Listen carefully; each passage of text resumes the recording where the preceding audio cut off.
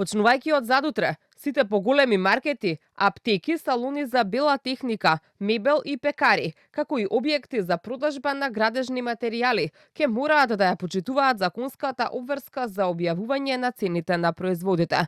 Министерот за економија Бисер Дурмиши напомена дека трговците треба да ги ажурираат цените на стоките на дневна основа, односно секој работен ден до 10 часот. Во случај на ненамерна техничка грешка во ажурирањето на цените на стоките, трговецот треба да ја коригира грешката во рок од 24 часа.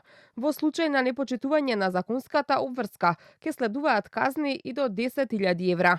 Од оваа обврска исклучени се само микротрговците, односно оние кои вработуваат до 10 лица. Граѓаните сега ќе може да одберат каде ќе трошат нивните пари, бидејќи самите ќе може да видат и да споредат во кој маркет има најниска цена. Нашите очекувања се дека со ова мерка во наредниот период дополнително ќе има намалување на цените. До сега не е стигнато некоја информација докај нас дека трговците не се спремни за да го имплементираат овој правилник. Од друга страна, граѓаните кои денеска ги сретнавме низ зелените пазари, велат дека не забележале поголема промена на цените во пресред на великденските празници.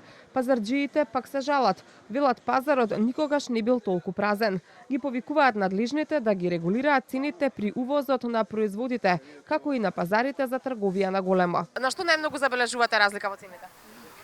Па на основните производи што треба да ги користи секоја фамилија, секој човек. Млеко, јогурт, леб, што е да месо, со местото. Повисоки или пониски?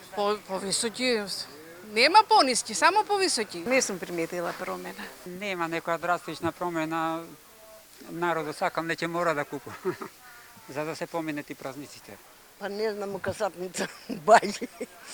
Поскапено или поевтино? Скапено. Јајцата се иста цена.